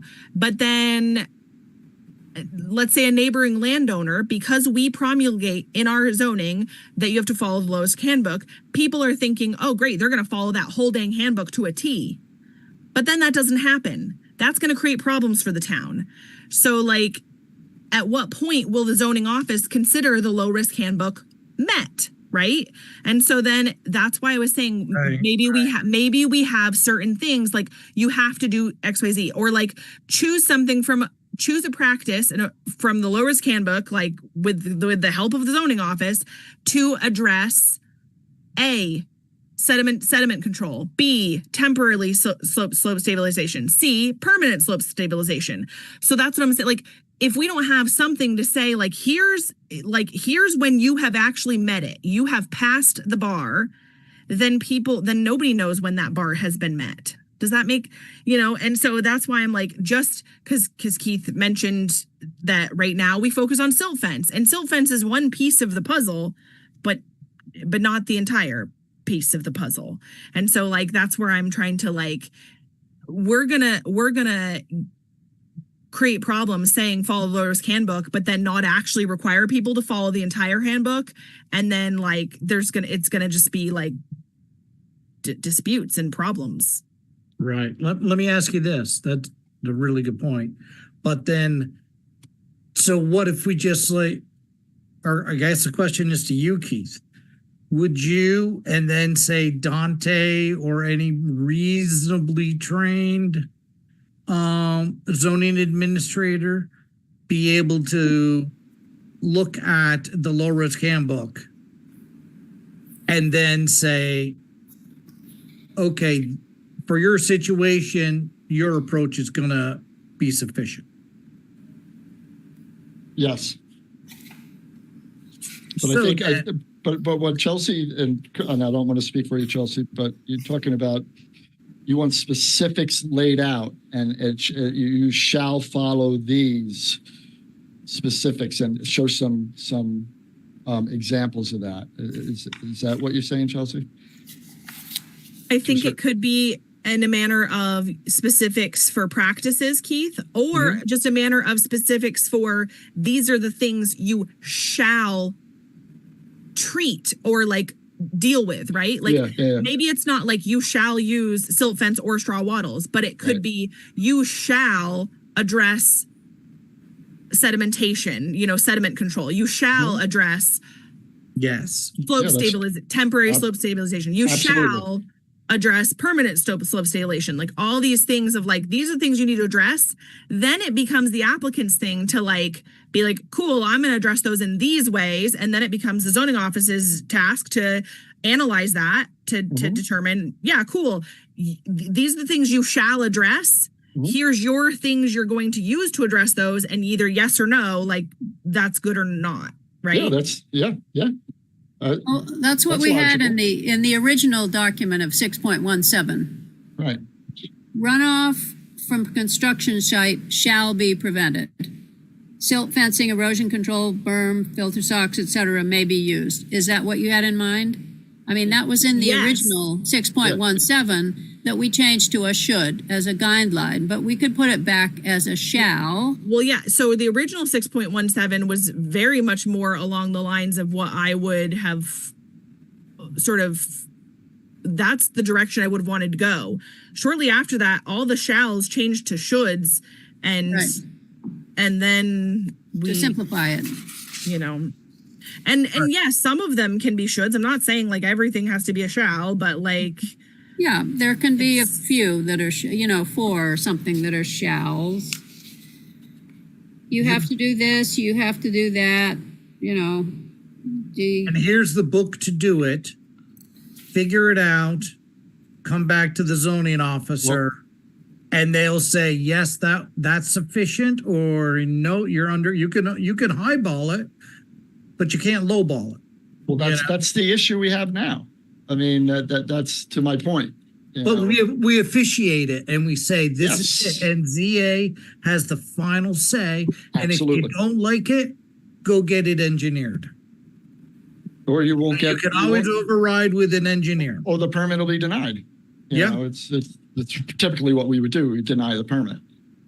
Yeah, well, in 6.17, we can change a few of those back to shall. And in the permitting section, we say you shall abide by section 6.17. I think you should say you shall consider. I'm just playing. No. Can we trim down 6.17? Well, 6.17 is pretty short. It's pretty short right now. I don't know if you've looked at it, but it's pretty short. And so under construction guidelines, which used to be construction requirements, runoff should be prevented. So you can say runoff shall be prevented with one of these things. If field conditions create turbid runoff that can't be contained within the construction site by the methods proposed, additional techniques shall be developed. Okay, that's fine. the area of land disturbance should be minimized to the greatest extent feasible. I don't think that's a shall. I think personally that that's a should. Because who are we to say how much land, to be disturbed? Right. Soil stabilization shall be provided within 14 days of final site grading. You could make that a shall if you wanted. If you want to make that- These are the things that turned into guidelines, but the basic ones could be shalls. And then in your permitting section, you say, you shall abide by the requirements of section 6.17. So that takes care of, because it's like 6 pages. It's 617. very short, and it's got Yeah. a lot of, So educational then the material only as thing well. we have to add to the length of that is almost like a standalone matrix still of what kicks you into mandating a formally engineered containment system. Yeah, well, I think the matrix personally, and we'll have to talk about this some more, I guess, is too complicated. I think you should just have levels, like the state does. It just has levels. If you're over this amount of disturbed land, then you have to have a state permit. Right. So- And you brought that up in document 1. Those are your 4 levels Right. Yeah, Just those are the numbers. levels. right there. Yeah, they're basic. It's not a matrix, though. It's just a Oh. requirement that you either are or you aren't fulfilling. So does the commission feel good about that versus matrices? I wanted something that was leveled and standardized is what I want. I thought a matrix would be a funky way to do it. I can see the concerns of doing the math on all the different permutations, but we have this caveat, we have this in here, and then we basically also have the kickback that whatever you engineer, at least in the development stage, has to be prevent the job, or you got to do more. Like you have a big storm and all this silt runs off. Well, you've got to upgrade we okayed that, but clearly it's not enough for this property. Neighbor complains, you've got to upgrade. So Yeah. that And there is then, and then again, satisfy Keith's requirements and or have them engineer it.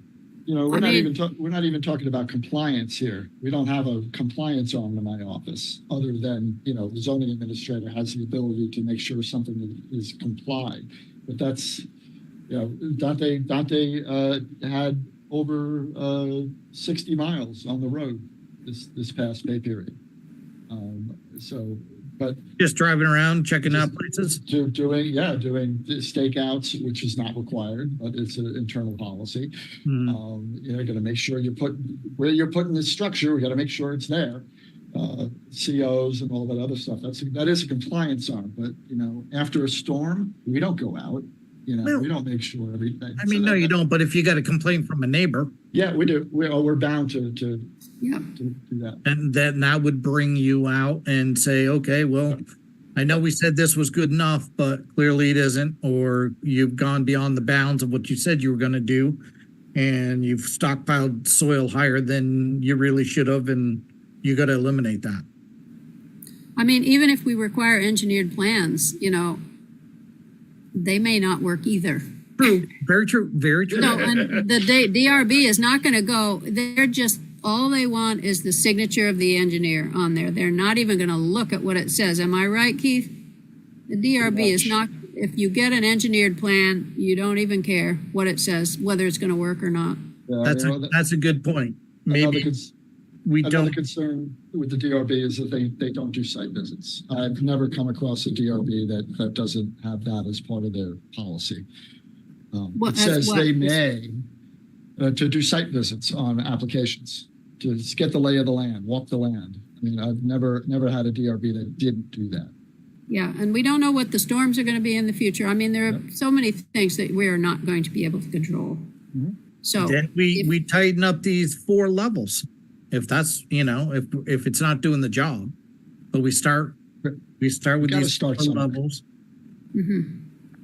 Yeah, well, I would And I mean, this does to a promote the degree have levels the concept. matrix to a degree. It's what? The four levels sort of constitute matrices. You're talking slopes, you're talking disturbances. Yeah. Getting into the weeds of distance from a property line, and then you're subjecting, is it uphill to the property line and down to I can see how that is cumbersome. Yeah, Although I love the idea of it at first, I have to concede that it may be too cumbersome to try and do. But some of these ideas where you've sketched out are a decent starting point, and we can, and they were taken from the matrix. Just right. I sort of got that sense. levels, because if you have a 3-point simple. system and you have something that you only get 2 points, you're not going to be captured anyway. So, you might as well just make the 3rd point level the cutoff for the whole. Wow, I can almost see this beginning to gel. Yeah, well, we should go because it's time for us to wrap up. But I would like to So- make a motion. if anything less. one more little thing, if people can think about these specific points, but I'm hoping that we can agree that we're going to have a permitting section. That's the RZR, the section 5, and the subdivision regs. That's the permitting section where we're going to state the requirements. And if they're complicated, like whether to use straw wattles or fencing, then we're going to have to refer them to section 6.17, where we have a few shalls, but mostly shoulds, especially in the rain garden part, because you're just not going to be able to make all of those into shalls. So if you want to think about which things are really crucial, like to me, in the erosion section, not having runoff, right? That's a shall. key. That should be a shall. Yeah. So, we don't want to make the permitting section too long, but the permitting section just says you have to abide by the erosion and sedimentation rules in section 6.17 and make them short and complete requirements that are easy to just go to.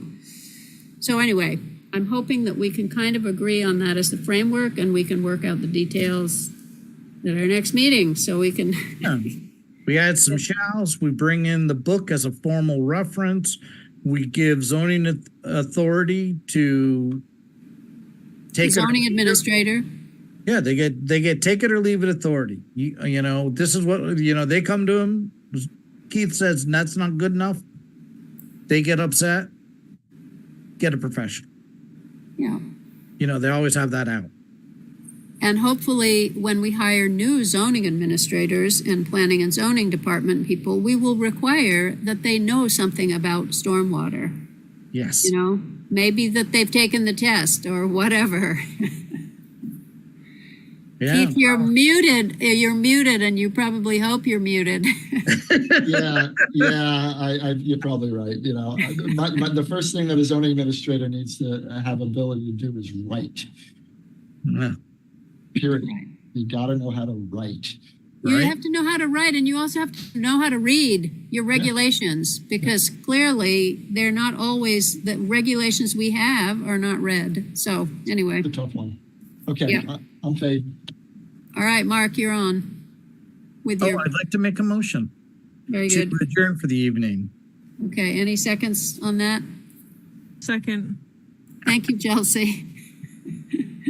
And Trevor is going to bring us some pretty pictures, and very short and complete, and show people how to do the rain garden or whatever.